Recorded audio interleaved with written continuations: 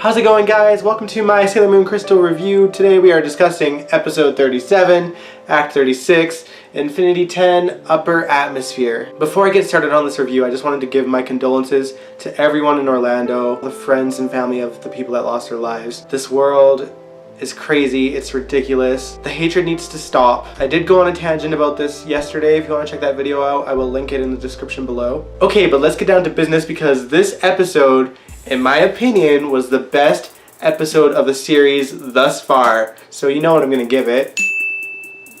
The whole damn thing was amazing. I was literally on the edge of my seat for the entire freaking episode, and I love when I feel like that. So first things first, we had Uranus, Neptune, and Pluto creating a barrier blocking the energy from just taking over the entire world. Very reminiscent of Sailor Moon S when the Inner Senshi did it, but I like the fact that the Outer Senshi were the ones to do it this time. The next thing I want to talk about absolutely grossed me the F out. Mistress 9 morphing into whatever pod thing that she was morphing into was just like the most cringe-worthy, like, oh, it grossed me out. Like her eyes just doing this and her face is like, oh, I couldn't do it. I was just like, eyes half closed and like looking away like the entire sequence, and it lasted like most of the episode. I give the animators credit because, man, it was just horrible.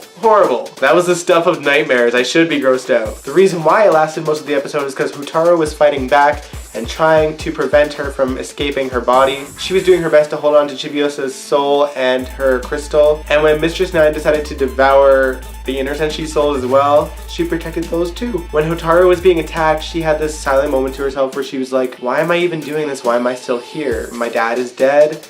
I'm about to die. Why do I feel the need to just do all this? And she realized that she was pulling her strength from a second person in herself. Sailor Saturn, anyone?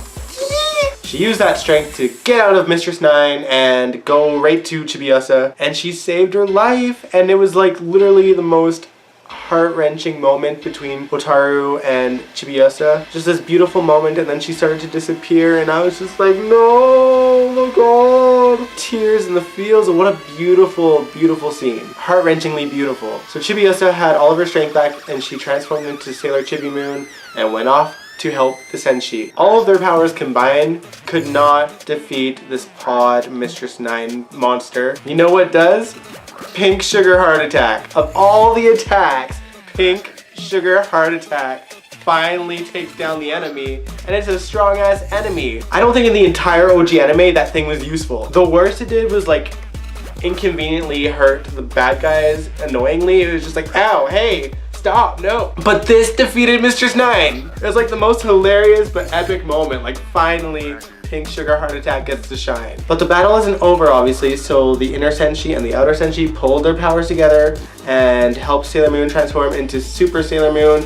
But before that happened, Chibi Moon also gained her own Purity Chalice. Her desire to want to fight with the Senshi and be as strong as Sailor Moon created a new chalice, and with that she transformed. I won't lie, I feel like the animation with Super Sailor Chibi Moon, her eye was a little bit wonky, just a little bit. It was very herp-a-derp. But it's forgivable because this entire season thus far has been freaking flawless in both story and animation. I don't know if the next time is the finale, but it looks like we're getting pretty close, obviously. So however many episodes left, whether it's 1 or 2 or 3 or whatever, I am down till the end, and I will catch you guys next time. See you.